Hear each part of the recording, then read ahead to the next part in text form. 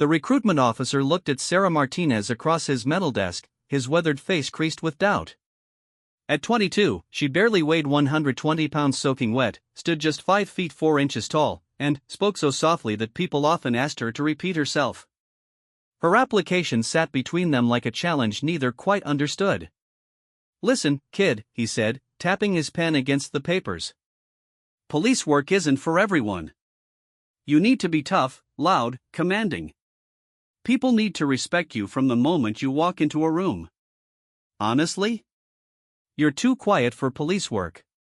Those words would echo in Sarah's mind 3 years later as she stood in the middle of a chaotic bar fight in downtown San Diego, surrounded by 6 intoxicated Marines who had just finished their deployment and thought they owned the night. The music had stopped. Broken glass crunched under heavy boots. Every eye in the place was watching to see if the small, quiet police officer would run or call for backup. What happened next would make headlines across the country and prove that sometimes the most dangerous opponents are the ones you never see coming. This is the true story of how a woman told she was too quiet for police work became one of the most respected officers on the West Coast, not through volume or intimidation, but through intelligence, skill, and an unbreakable spirit that turned her greatest perceived weakness into her most powerful weapon. Sometimes the quietest voice carries the biggest stick. Sarah Martinez grew up in a house where silence was survival. Her father worked double shifts at the steel mill, coming home exhausted and irritable. Her mother managed 3 kids and 2 part-time jobs while pretending the bruises on her arms came from clumsiness. In the Martinez household, the quieter you were, the safer you remained. While other kids learned to demand attention through noise and drama, Sarah learned to observe. She noticed when her father's footsteps on the front porch were heavier than usual, signaling a bad day at work. She could tell from the way her mother's shoulders tensed while washing dishes whether it was safe to ask for help with homework. She became an expert at reading the room, understanding situations before they exploded, and moving through life like a careful shadow. At Roosevelt High School in East Los Angeles, Sarah's quiet nature made her nearly invisible. Teachers often forgot she was in class until they called roll. Classmates barely knew her name. But, while they saw a timid girl who never spoke up, Sarah was actually absorbing everything around her. She watched the popular kids navigate social hierarchies with calculated moves. She observed how bullies picked their targets and how victims telegraphed their fear. She studied human behavior like it was her favorite subject, though she never planned to use this knowledge professionally. The first hint of Sarah's hidden strength came during her senior year. Maria Gonzalez, a freshman with thick glasses and second-hand clothes, had become the target of 3 older students who delighted in making her life miserable. Every day after school, they cornered Maria by the bike racks, taking her lunch money and threatening worse if she told anyone. Sarah noticed the pattern immediately. She saw how Maria's hands shook during 4th period, knowing what awaited her after school. She observed the predatory confidence of the bullies as they planned their daily harassment. For 3 weeks, Sarah simply watched and analyzed, learning their routine with the precision of a detective. On a Thursday afternoon in March, Sarah finally acted. She didn't confront the bullies directly or make threats. Instead, she quietly gathered evidence. Using an old disposable camera, she documented the harassment from hidden positions around the school. She recorded the exact times and locations. She even managed to capture audio using a small recorder she borrowed from the journalism class. Then, she did something unexpected. Rather than taking the evidence to school administrators who might fumble the situation, Sarah researched the bullies' families. She discovered that the ringleader's mother was running for city council on a platform of child safety and anti-bullying initiatives. The second bully's father was a prominent local pastor who frequently gave sermons about Christian kindness. Sarah created detailed packets for each family, containing the evidence along with carefully worded letters explaining the situation. She didn't threaten or demand anything. She simply presented facts and expressed confidence that the families would want to address this behavior that contradicted their public values. The harassment stopped within 3 days. Maria never knew who helped her, but she noticed the 3 bullies suddenly treating her with careful politeness. Sarah watched from a distance, satisfied with her first successful intervention through strategic thinking rather than direct confrontation. This experience taught Sarah something crucial about power. Everyone assumed strength meant being the loudest person in the room, but she had solved a serious problem without anyone knowing she was involved.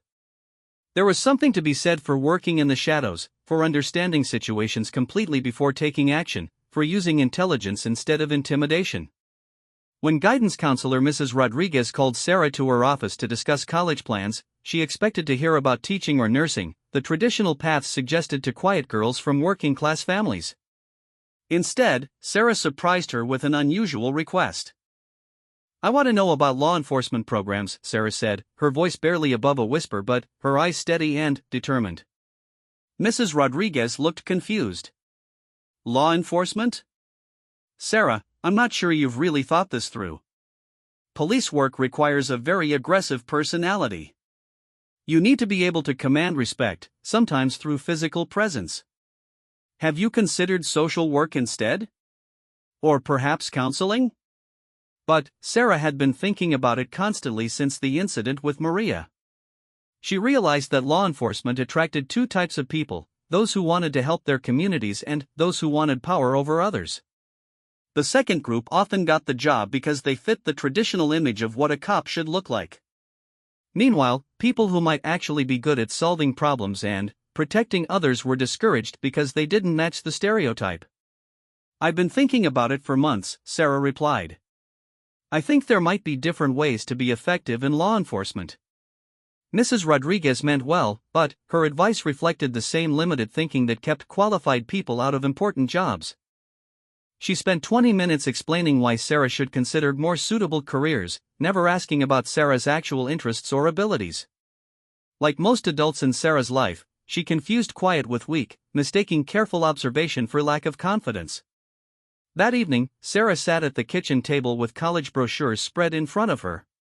Her mother, Elena, worked nearby folding laundry, occasionally glancing at the papers with curiosity. Finally, Elena set down a shirt and walked over. "What are you looking at, Mija?" she asked, settling into the adjacent chair.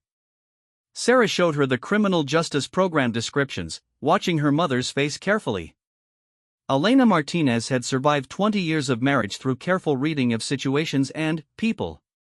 If anyone would understand Sarah's unconventional career choice, it would be her. Elena picked up a brochure and read silently for several minutes. Finally, she looked at her daughter with an expression Sarah had never seen before. It was pride mixed with something else. Recognition, maybe.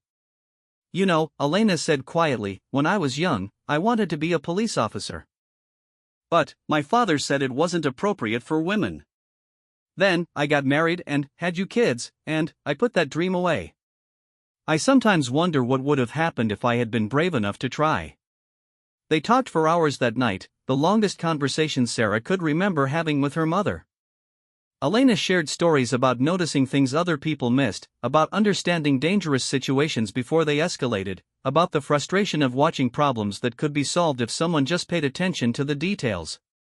"The thing is," Elena said as they finished talking, "everyone thinks police work is about catching bad guys after they do something wrong. But the best police work probably happens when you prevent bad things from happening in the first place. And, for that, you need someone who watches and thinks before they act." The next morning, Sarah submitted applications to 3 universities with respected criminal justice programs. She wrote essays about observation and patience, about understanding community dynamics and building trust through consistency rather than intimidation. She knew her applications looked different from those of her classmates who wrote about wanting to fight crime and serve justice, but she believed there was room in law enforcement for different approaches. The rejection letters started arriving in April. The first school said her application showed promise, but they were concerned about her physical readiness for police work. The second suggested she consider their social work program instead. The third never bothered to respond personally, sending only a form letter. Sarah sat in her bedroom reading the rejections, feeling the familiar sting of being dismissed before anyone bothered to really see her. But, instead of giving up, she got angry. Not loud, dramatic anger, but the quiet, burning kind that fuels determination. She spent the summer working at a local community center, observing the interactions between staff, volunteers, and the families they served. She watched how conflicts started and how they were resolved. She noted which approaches worked and which made situations worse. She volunteered to help with a program for at-risk youth, spending hours listening to teenagers talk about their problems with schools, families, and law enforcement. What she learned reinforced her belief that effective policing required skills that had nothing to do with physical intimidation. The kids responded to adults who listened without judging, who understood their situations before offering solutions, who followed through consistently on small promises. The most respected staff members weren't the loudest or most authoritative, they were the ones who paid attention and treated everyone with dignity. In August, Sarah learned about San Diego State University's criminal justice program, which emphasized community policing and conflict resolution. Their application process included essay questions about problem-solving approaches and community engagement. For the first time, Sarah felt like a school was asking about qualities she actually possessed. Her essay was unlike anything the admissions committee usually received. Instead of writing about career goals or abstract concepts of justice, Sarah told the story of Maria and the bullies. She explained her methodology: observation, research, strategic thinking, and intervention designed to solve the problem rather than just punish the wrongdoers. She wrote about her belief that the most effective law enforcement happens when officers understand their communities deeply and work to address problems before they escalate into crimes. The acceptance letter arrived in October, along with a note from the admissions director saying her application had generated significant discussion among the faculty. Several professors were interested in her perspectives on alternative approaches to law enforcement. Sarah's father barely looked up from his newspaper when she shared the news, but her mother cried with joy and pride. Elena Martinez had spent decades believing that her own dreams were too big for someone like her. Watching her daughter pursue the career she had abandoned felt like reclaiming something important that had been lost. As Sarah prepared to leave for college, she made herself a promise. She would prove that there was more than one way to be strong, more than one way to command respect, and more than one way to serve and protect. She would show that sometimes the most powerful person in the room is the one you never saw coming. The quiet girl from East Los Angeles was about to discover just how loud her actions could speak. San Diego State University's criminal justice program proved to be exactly what Sarah needed, though not in the way anyone expected. While her classmates focused on law memorization and criminal theory, Sarah gravitated toward the psychology courses, the conflict resolution seminars, and the community policing workshops that most students considered easy electives. Professor Michael Chen, a former LAPD detective turned academic, noticed Sarah immediately. Not because she stood out, but because she didn't. In a classroom full of aspiring officers who dominated discussions with war stories and tough guy rhetoric, Sarah sat quietly in the back, taking notes with the intensity of someone studying for a final exam every day. "Ms. Martinez," Professor Chen said after a class on domestic violence response, "could I speak with you for a moment?" Sarah gathered her books nervously, assuming she was in trouble for not participating enough in class discussions. Instead, Professor Chen surprised her with a question that would change her entire approach to law enforcement training. "I've been watching you this semester," he said, settling behind his desk. "You never speak up during debates, but your written work shows a deeper understanding of these issues than students who dominate every conversation. I'm curious about your perspective on something. Do you think police officers are born or made?" Sarah considered the question carefully. "I think the best officers are made, but not in the way most people expect. Everyone focuses on physical training and legal knowledge, but those are just tools. The most important skills have to do with reading people and situations, building trust, and solving problems before they become emergencies." Professor Chen smiled. "That's exactly what I was hoping you'd say. I have a proposition for you. There's a pilot program starting next semester that focuses on alternative approaches to law enforcement. It's designed for students who want to specialize in community policing, crisis intervention, and conflict resolution. The training is completely different from traditional police academy preparation. Are you interested?" The Alternative Approaches program turned out to be unlike anything Sarah could have imagined. Instead of spending hours at the shooting range, students learned de-escalation techniques through role-playing exercises. Rather than focusing on physical restraint methods, they studied body language interpretation and verbal jujitsu. While traditional police training emphasized command presence and authority, this program taught students how to build rapport and trust even in tense situations.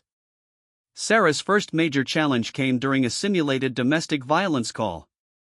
The scenario involved a couple with a history of police contact, neighbors complaining about noise, and a situation that had already escalated beyond normal discussion. Most students approached these exercises by establishing authority immediately, separating the parties, and taking control through clear commands and physical positioning. Sarah tried a different approach. She knocked on the door quietly and waited. When the male resident answered, clearly agitated and expecting a confrontational encounter with law enforcement, Sarah surprised him by speaking in a calm, low voice. "Hi, I'm Officer Martinez. I'm here because someone called about noise, but honestly, I'm more concerned about whether everyone in this house is safe tonight. Can you help me understand what's been going on?" The simple act of asking for help instead of demanding compliance changed the entire dynamic. The man, who had been prepared to argue with an aggressive officer, found himself explaining the situation instead.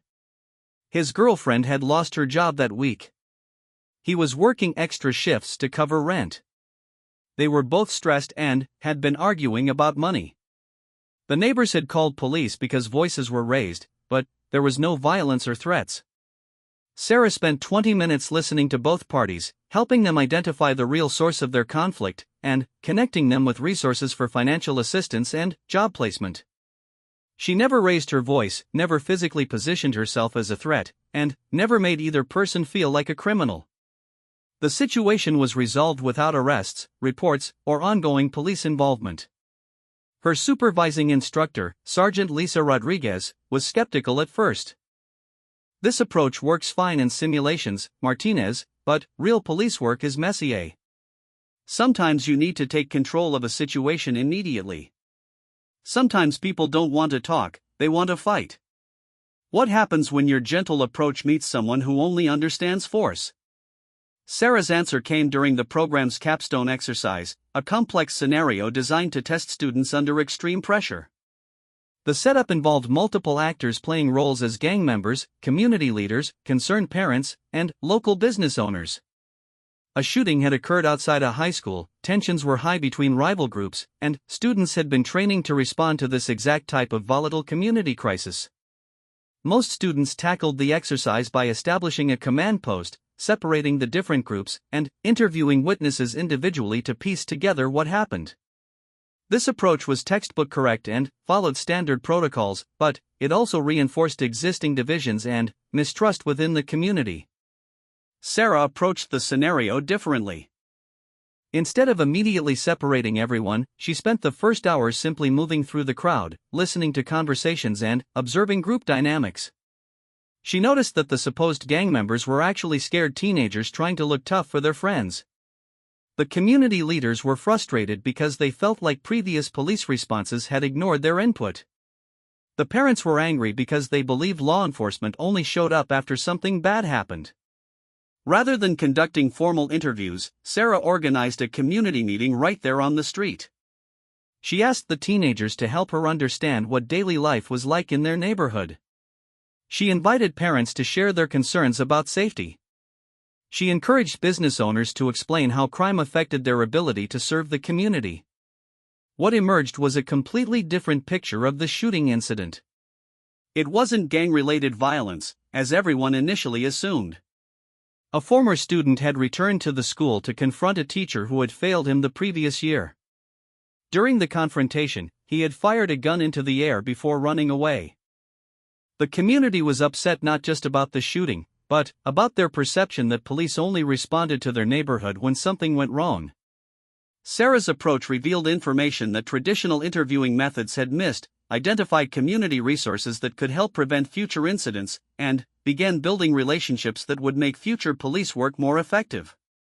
The suspect was located within 2 hours, not through aggressive investigation, but because community members who trusted Sarah were willing to provide information about where he might be hiding. Sergeant Rodriguez was impressed despite herself. "I have to admit, Martinez, your approach got results. But, I'm still concerned about what happens when you encounter someone who won't respond to conversation. Law enforcement requires the ability to use force when necessary. Are you prepared for that reality? This question haunted Sarah throughout her final semester. She knew that traditional police work sometimes required physical intervention, and she was realistic about her size and strength compared to potential opponents. But, rather than viewing this as an insurmountable problem, she decided to approach it the same way she approached everything else, through careful observation and strategic thinking. Sarah began studying martial arts, not the aggressive styles that emphasized overwhelming opponents through force, but disciplines that focused on using an attacker's energy against them. She learned Aikido, which taught her how to neutralize threats through redirection and leverage rather than strength. She studied jiu-jitsu, discovering techniques that allowed smaller practitioners to control larger opponents through positioning and technique. More importantly, she began researching cases where officers had successfully resolved dangerous situations without violence. She read about hostage negotiators who had talked armed suspects into surrendering. She studied incidents where officers had de-escalated potentially deadly encounters through patience and communication. She analyzed what these successful interventions had in common and how their techniques might be applied to everyday police work. What Sarah discovered was that most violent encounters between police and civilians could have been avoided through different initial approaches. When officers entered situations with an aggressive mindset, expecting confrontation, they often created the very conflicts they were trying to prevent. People who might have been willing to cooperate became defensive when they felt immediately threatened or disrespected. Sarah's final project for the Alternative Approaches program was a comprehensive analysis of police use of force incidents in San Diego County over a 5-year period. She studied hundreds of cases, looking for patterns in when violence occurred and when it was avoided. Her conclusions challenged conventional wisdom about police work and officer safety. According to Sarah's research, the most dangerous situations for officers weren't necessarily those involving obviously violent criminals. Instead, danger often emerged from routine encounters that escalated due to poor communication, misunderstandings, or unnecessary power struggles. Officers who were trained to establish dominance immediately sometimes created resistance where none had existed before. Conversely, officers who were skilled at reading situations and adapting their approach had significantly lower rates of use of force incidents while maintaining equal effectiveness in arrests and crime prevention. These officers weren't necessarily larger, stronger, or more experienced. They were simply better at understanding people and situations. Sarah's project caught the attention of Captain Robert Torres, who supervised community policing efforts for the San Diego Police Department. Captain Torres had been looking for officers who could work effectively in diverse communities, handling complex social issues that traditional enforcement approaches often made worse. Ms. Martinez, Captain Torres said during Sarah's graduation from the program, "I've been reading your research, and I think you might be exactly what we need on the force. Would you be interested in joining our community policing unit after you complete the police academy?" Sarah felt a surge of excitement followed immediately by anxiety. The police academy represented the final test of whether her unconventional approach to law enforcement would be accepted in the real world. She had proven that her methods worked in controlled academic settings, but the academy would put her alongside recruits who embodied everything she was trying to prove wrong about police culture. "I'd be honored," Sarah replied, "but I should probably warn you that my approach to police work is pretty different from what most people expect." Captain Torres smiled. "That's exactly why I want you on my team. The old ways of doing police work aren't solving the problems we're facing in modern communities. Maybe it's time to try something different." As Sarah prepared for the police academy, she reflected on how far she had come from the quiet high school student who had been told she was too weak for law enforcement. She had discovered that there were many ways to be strong, many ways to solve problems, and many ways to serve and protect communities. The real test was about to begin. The police academy would determine whether the law enforcement establishment was ready for officers who challenged traditional approaches to power and authority. Sarah was about to find out if there was room in modern policing for someone who believed that sometimes the best way to control a situation was to understand it first. The quiet revolution was about to meet the loud, aggressive world of traditional police training. Sarah Martinez was ready for the collision. The San Diego Police Academy was a shock to Sarah's system. Everything she had learned about alternative approaches to law enforcement seemed to clash with the militaristic culture that dominated recruit training. From the first day, instructors emphasized command presence, officer safety through aggressive positioning, and the importance of gaining immediate control in every situation. Recruit officer Sarah Martinez stood in formation with 43 other new recruits, most of whom looked like they had been carved from the same template, tall, broad-shouldered, and radiating the kind of confidence that comes from never having been told they don't belong somewhere. Sarah, at 5'4" and 125 pounds, stood out like a contradiction to everything the academy seemed to represent. Sergeant Mike Harrison, the lead defensive tactics instructor, made his expectations clear during the first week of training. "Ladies and gentlemen," he announced, his voice carrying across the gymnasium, "police work is not social work. It's not therapy. It's not conflict resolution. When you put on this badge, you become a guardian of society, and sometimes that means using force to protect innocent people from those who would harm them. If you're not prepared to do whatever it takes to win a fight, you have no business being here." The physical training requirements were designed to weed out recruits who couldn't meet traditional standards of police work. Sarah struggled with the more aggressive defensive tactics, particularly the scenarios that required overwhelming an opponent through superior force. During one exercise involving subduing a resistant suspect, Sarah found herself paired with Jake Morrison, a former Marine who outweighed her by 90 pounds and treated every training exercise like actual combat. "Come on, Martinez," Sergeant Harrison called out as Sarah hesitated during the drill. "Your partner is playing a suspect who's high on PCP and trying to attack a child. Are you going to talk him out of it, or are you going to stop him?" Sarah attempted the prescribed technique, trying to use a pressure point hold to bring Jake to the ground. But Jake, playing his role with enthusiastic realism, easily broke free and countered with moves that sent Sarah sprawling across the mat. The other recruits watched uncomfortably as she picked herself up, clearly outmatched in this type of direct physical confrontation. After class, Jake approached Sarah as she gathered her gear. Despite his aggressive training style, he was actually a thoughtful person who had noticed Sarah's struggles with the traditional approach.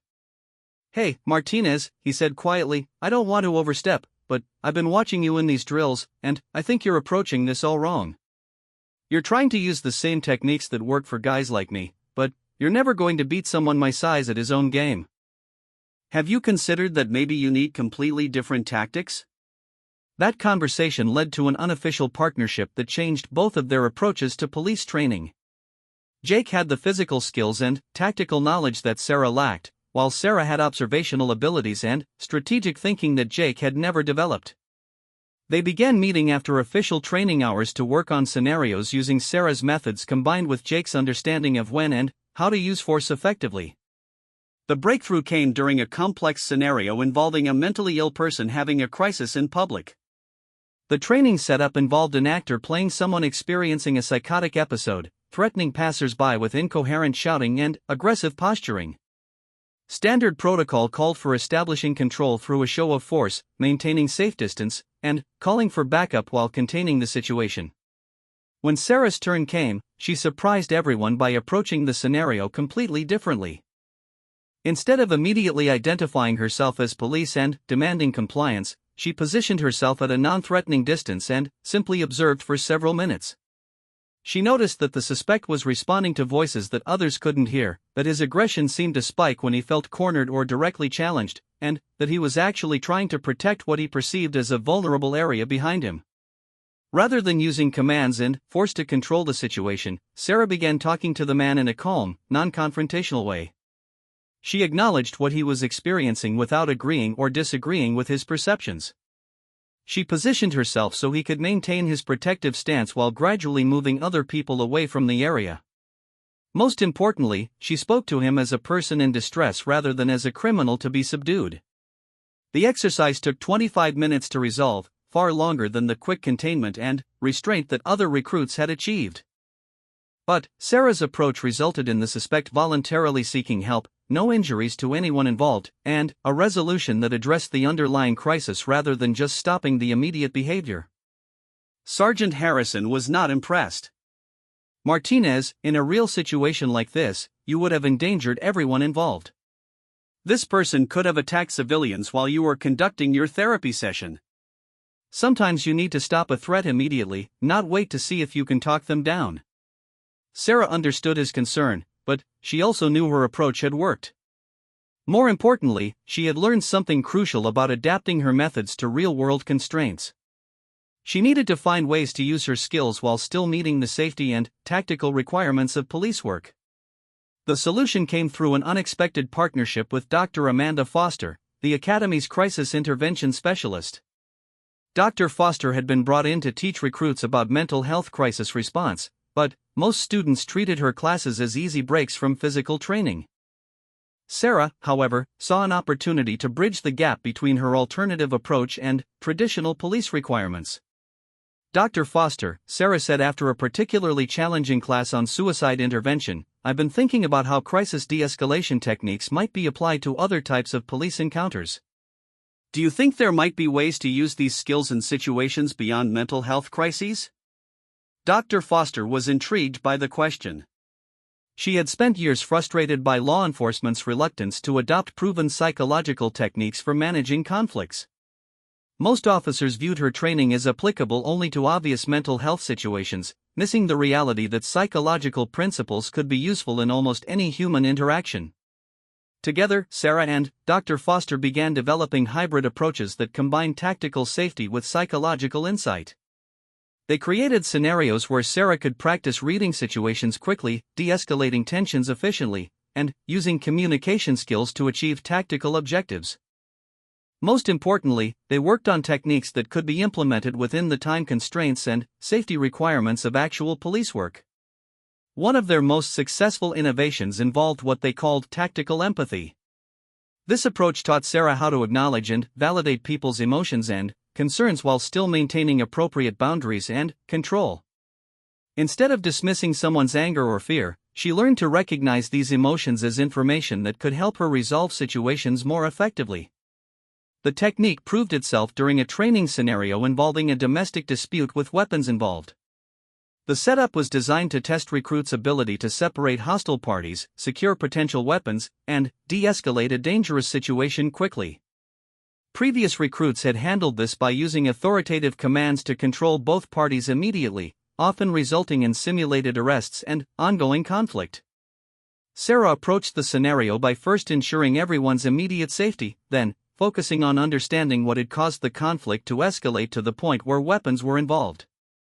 She discovered that the couple was actually facing eviction due to job loss, that their argument was about financial stress rather than relationship issues, and that the weapons were mentioned as protection against potential burglars, not threats against each other. By addressing the underlying concerns while maintaining tactical awareness, Sarah was able to resolve the situation without arrests, connect the family with social services, and actually improve their relationship with law enforcement. The exercise took longer than a purely tactical response, but it resulted in a genuine solution rather than temporary suppression of the problem. Word of Sarah's unconventional successes began spreading among the instructors. While some remained skeptical of her approach, others started asking questions about whether traditional training was preparing recruits for the complex realities of modern police work. Officer Jennifer Walsh, a veteran who taught community relations, became one of Sarah's strongest supporters. I've been doing this job for 15 years, she told Sarah after observing one of her training scenarios, and I can tell you that most of the problems we face could be handled better with your approach. The thing is, nobody ever taught us that there were alternatives to the command and control model. Officer Walsh arranged for Sarah to participate in a pilot program that paired academy recruits with experienced officers for ride-alongs in different neighborhoods. This program was designed to show recruits the realities of police work beyond training scenarios, but, for Sarah, it became an opportunity to test her methods in actual situations. Her first ride-along was with Officer David Kim, a 10-year veteran who worked in a diverse neighborhood that struggled with poverty, language barriers, and strained relationships with law enforcement. Officer Kim was initially skeptical about being paired with a recruit who had a reputation for overthinking situations.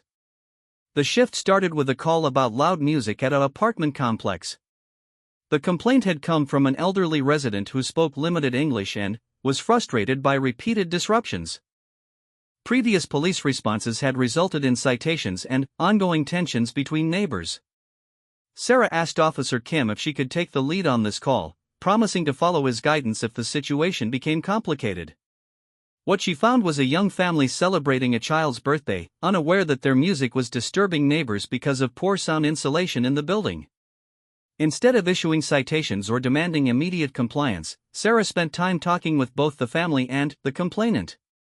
She learned that the elderly neighbor was actually lonely and worried about her safety, while the family was trying to maintain their cultural traditions in a new country.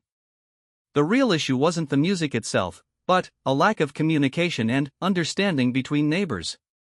Sarah facilitated a conversation between the parties, helping them establish guidelines for future celebrations and creating a relationship that would prevent similar problems. Officer Kim watched this interaction with growing amazement.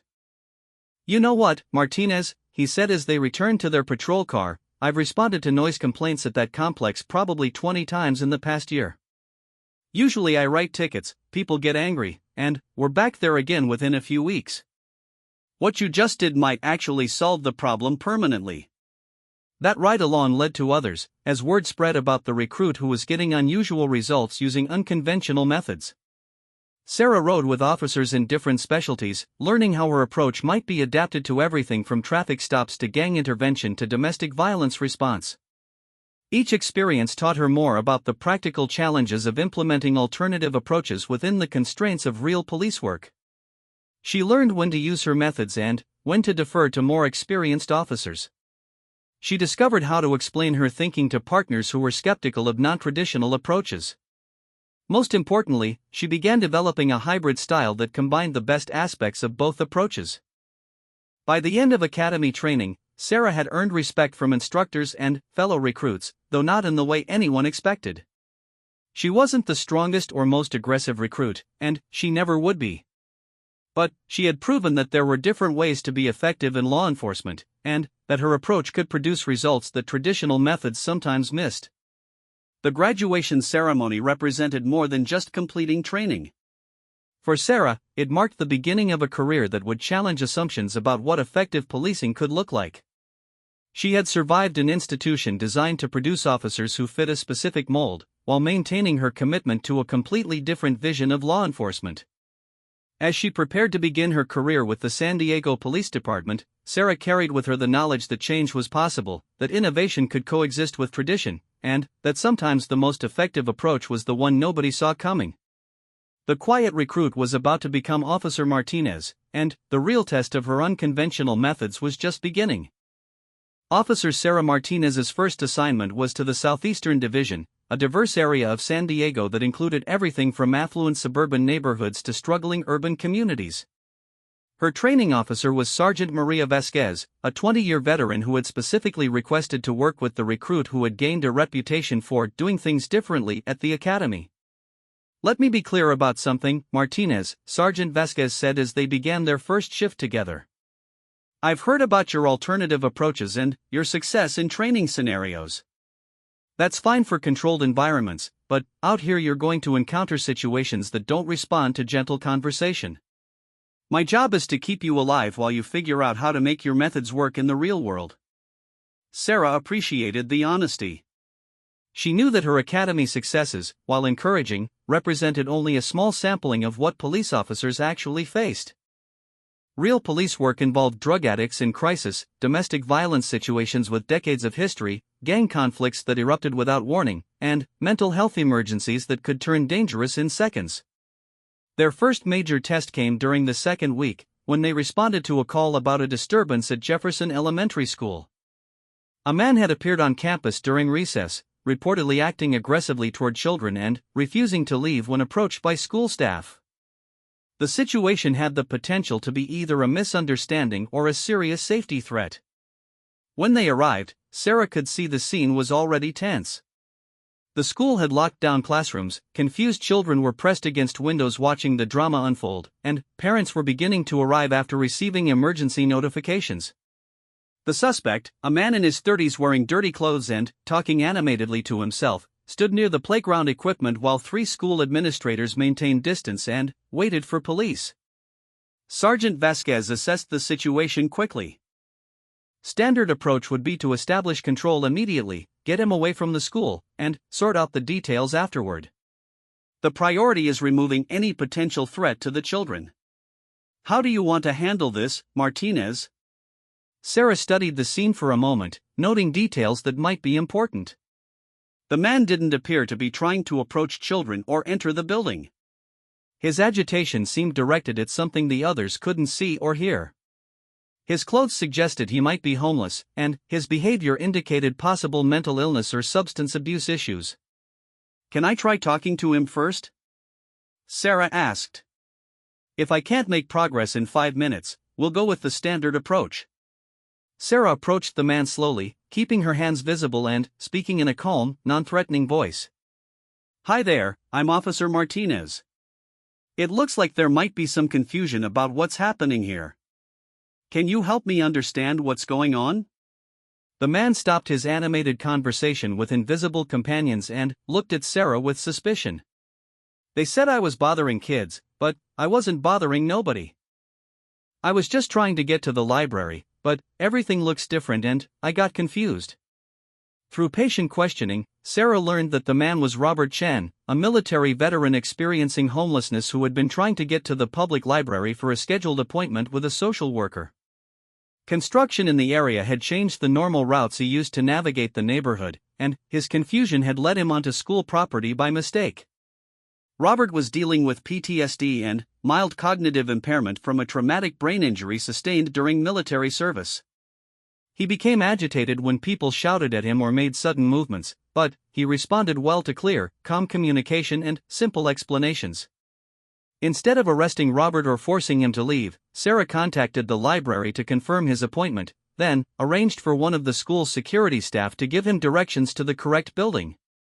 The entire situation was resolved in 15 minutes without trauma to the children, negative consequences for Robert, or ongoing problems for the school. Sergeant Vasquez was impressed but also concerned. That worked out well, Martinez, but what if he had been an actual threat? What if he had been armed or had genuinely dangerous intentions? You took a significant risk by approaching him without establishing control first. This feedback led to important conversations about risk assessment and tactical decision-making. Sarah learned to evaluate situations more systematically, identifying factors that indicated genuine danger versus confusion or distress. She developed methods for maintaining safety while still using her communication skills effectively. The learning curve was steep and sometimes painful. 2 weeks later, Sarah misjudged a domestic violence call that initially appeared to be a simple noise complaint.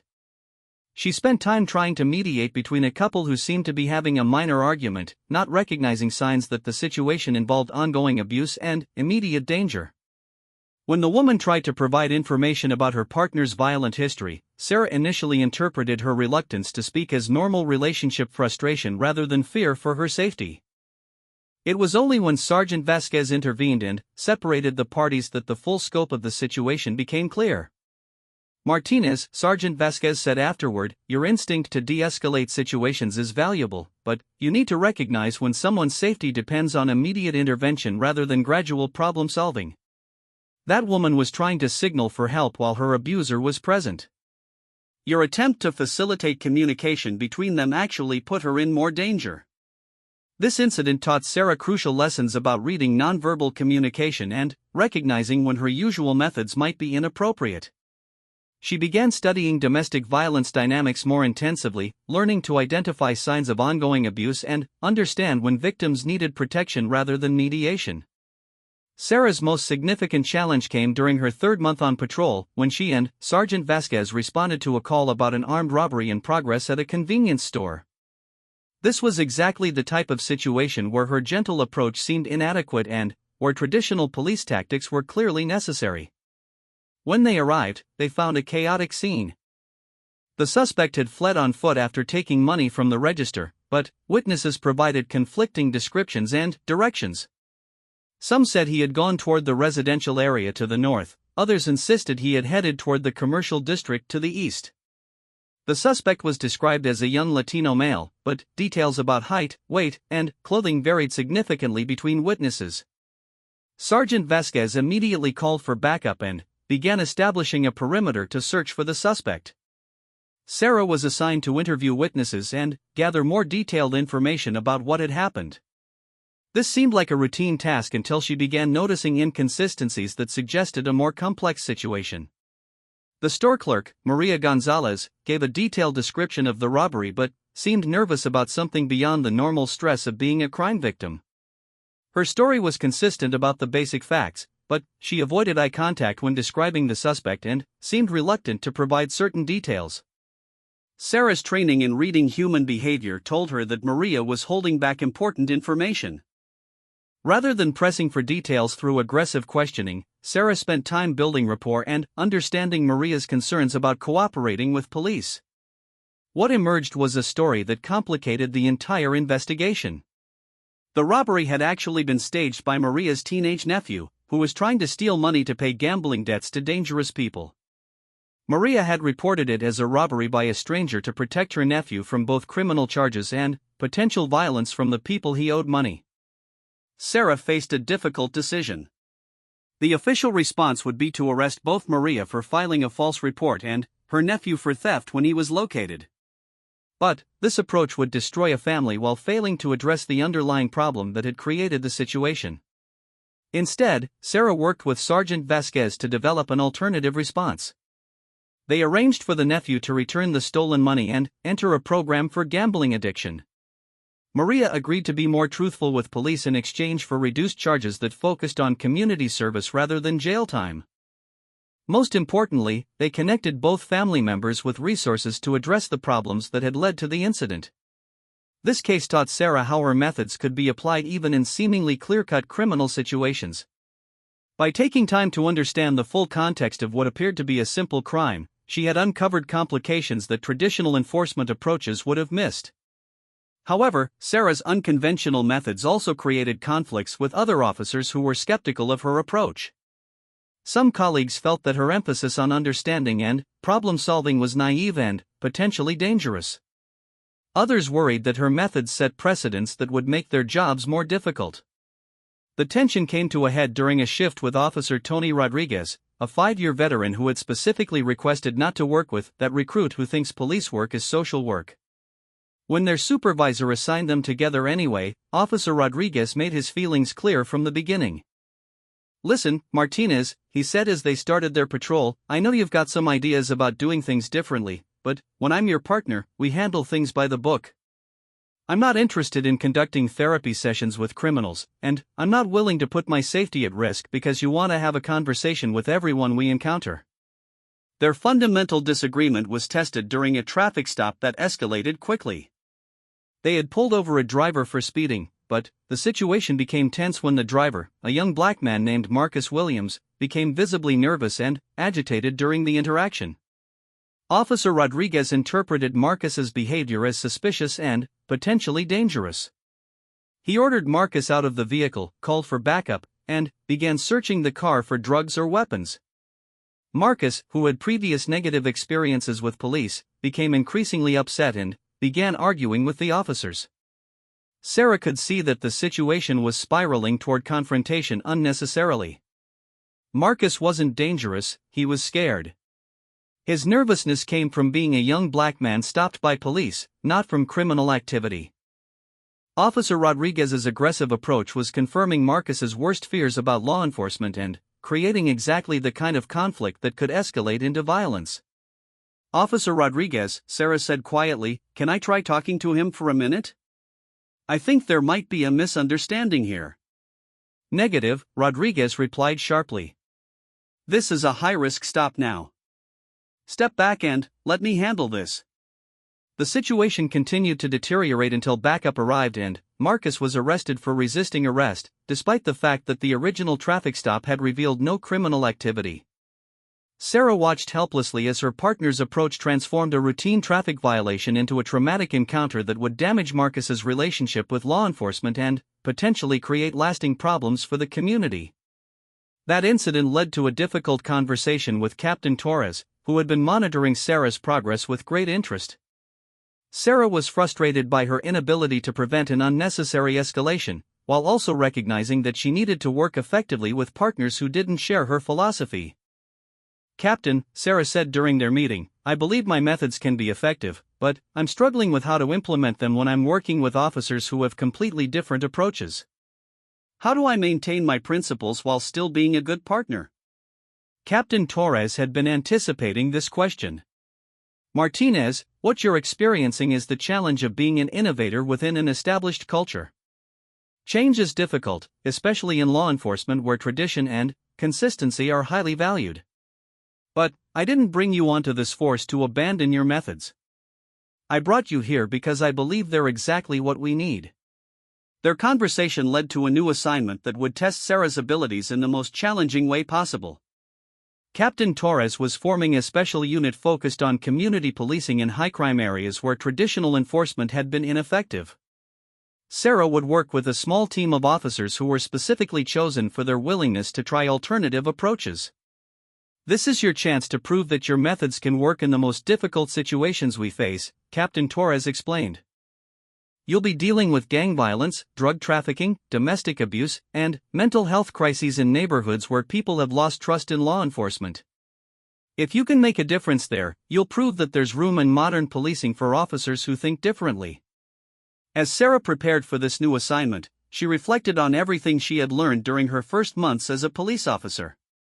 She had discovered that her alternative approaches could be effective in real-world situations, but she had also learned that implementing change within an established system required patience, diplomacy, and the ability to prove results over time. The quiet recruit who had been told she was too gentle for police work was about to face the ultimate test. In the most challenging neighborhoods with the most difficult cases, she would need to prove that sometimes the most powerful response is the one that nobody expects. The real proving ground was waiting, and Officer Sarah Martinez was ready to show what the quiet revolution could accomplish when it met the loudest problems facing modern law enforcement. 6 months into her assignment with the Community Response Unit, Officer Sarah Martinez had proven that her unconventional methods could work even in San Diego's most challenging neighborhoods. She had successfully mediated gang conflicts through dialogue rather than arrests, connected dozens of families with social services that addressed root causes of crime, and built relationships with community leaders who had previously viewed police as occupying forces rather than public servants. But, on a humid Friday night in September, all of her progress was about to be tested in the most dramatic way possible. The Anchor Inn was exactly the kind of place that police officers dreaded responding to. Located near the naval base, it attracted recently deployed Marines who were looking to blow off steam after months overseas, local civilians who resented the military presence in their neighborhood, and various characters who thrived in the chaotic environment where those two groups inevitably clashed. Sarah and her partner, Officer James Liu, received the call at 11:47 p.m., disturbance at the Anchor Inn, possible fight in progress, multiple subjects involved.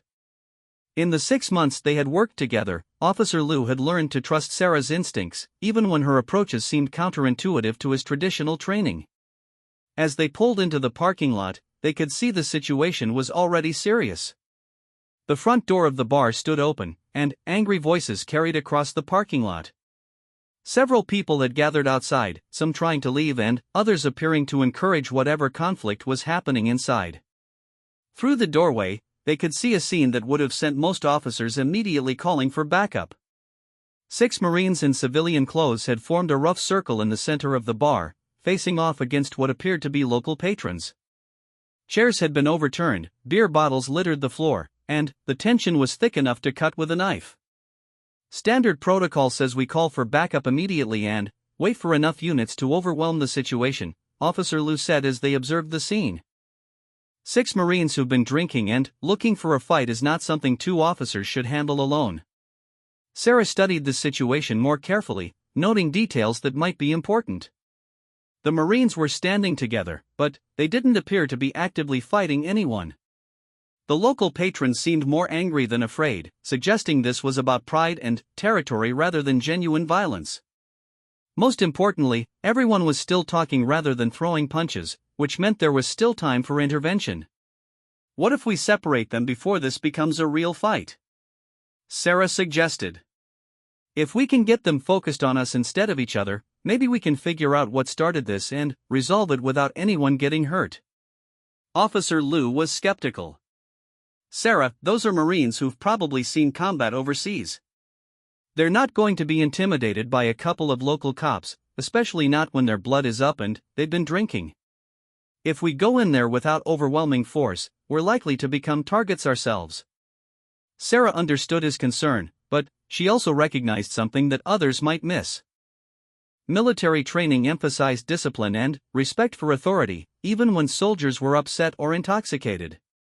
If she could connect with that training rather than challenging it, she might be able to defuse the situation without violence. "Give me 5 minutes," Sarah said.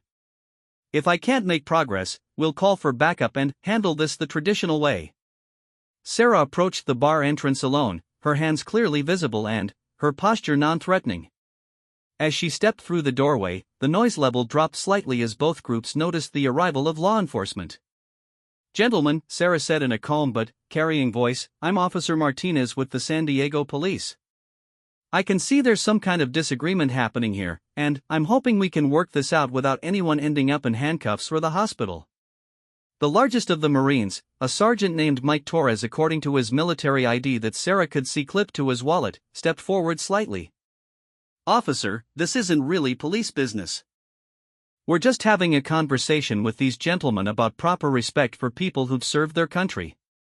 From the civilian side, a man in his 40s wearing work clothes responded angrily, "Respect? You guys come in here acting like you own the place, hitting on our women, and when we ask you to back off, you want to start a fight. We were here first, and we don't need lectures from a bunch of jarheads." Sarah could see exactly how this situation had developed and where it was headed if she didn't intervene quickly. The Marines felt disrespected and were responding with military aggression. The local patrons felt invaded and were defending their territory. Both sides had valid concerns, but they were expressing them in ways that guaranteed conflict. "Sergeant Torres," Sarah said, addressing the apparent leader of the Marines, "I appreciate your service, and I understand that after deployment, it's natural to want to relax and have a good time. At the same time," she continued, turning to the civilian group, "I understand that everyone wants to feel comfortable in their local establishments." What Sarah did next surprised everyone in the bar. Instead of trying to separate the groups or establish control through authority, she did something completely unexpected. She asked for help. "Here's what I'm thinking," Sarah said, addressing both groups equally. "You're all adults, you've all had some drinks, and you're all dealing with stress in different ways. Rather than letting this turn into something that ruins everyone's night and possibly lands people in jail, what if we figure out a solution that works for everyone?" The request for collaboration rather than compliance changed the entire dynamic. Instead of being adversaries that needed to be controlled, both groups were being asked to participate in solving the problem. Military training emphasized mission accomplishment and teamwork, while the local patrons were being treated as stakeholders rather than troublemakers. Sergeant Torres, who had been prepared for a confrontational encounter with law enforcement, found himself disarmed by Sarah's approach. "What kind of solution are you thinking about, officer?" Sarah had spent her 6 months in the Community Response Unit studying the underlying causes of bar fights and similar conflicts. Most of these situations weren't really about the immediate trigger, they were about deeper issues of respect, territory, and social hierarchy. If she could address those underlying concerns, she might be able to prevent not just this fight, but future problems. "Well," Sarah said, "it seems like the main issues are about space and respect. The Marines want to celebrate completing their deployment, which is definitely something worth celebrating. The local folks want to enjoy their regular hangout without feeling crowded or uncomfortable. Those aren't incompatible goals if we think about this creatively." What followed was 20 minutes of the most unusual police work anyone in the bar had ever witnessed.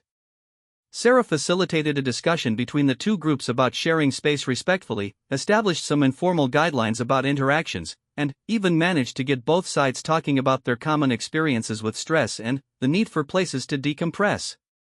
The breakthrough came when one of the civilians, a former Army veteran named Rick, recognized the unit insignia that one of the Marines was wearing. They had served in similar areas of Afghanistan at different times, and that connection led to conversations that bridged the gap between the two groups. By the end of the evening, instead of arrests and injuries, the situation had resolved with mutual understanding and even some grudging respect between former adversaries. The Marines agreed to be more mindful of local customs and personal space, while the civilians acknowledged the challenges that returning service members faced and agreed to be more welcoming. As Sarah and Officer Lou left the bar, the atmosphere had completely changed. The two groups weren't exactly friends, but they had moved from potential violence to peaceful coexistence, and both sides seemed satisfied with the outcome. "I have to admit," Officer Lou said as they returned to their patrol car, "I never would have believed that approach could work in a situation like that. Most officers would have called for backup, arrested probably half the people in there, and let the courts sort it out later." Word of the anchoring incident spread quickly through the San Diego Police Department. Within hours, other officers were asking questions about Sarah's methods and requesting to observe her techniques in action. The incident represented something unprecedented, a situation that traditionally would have resulted in multiple arrests and potential violence had been resolved through communication and collaborative problem solving. Captain Torres called Sarah into his office the following Monday, but not for the disciplinary meeting she had been expecting. Instead, he had news that would change the trajectory of her entire career. "Martinez," he said, "I've been getting calls from other departments asking about your methods. Apparently, word about the anchor-in situation has reached some people in Washington who are very interested in alternative approaches to law enforcement." The calls had come from the Department of Justice, which was developing a new initiative focused on community policing and conflict resolution.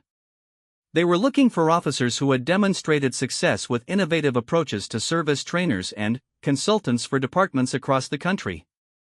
"They want you to help develop training programs that could be implemented nationwide," Captain Torres explained. "This would mean traveling to different cities, working with departments that are struggling with community relations, and teaching other officers how to use your methods." Sarah was overwhelmed by the opportunity, but also concerned about leaving the work she had started in San Diego. Over the past months, she had built relationships and established trust that took time to develop. Abandoning those connections seemed like betraying the communities that had given her a chance to prove her methods.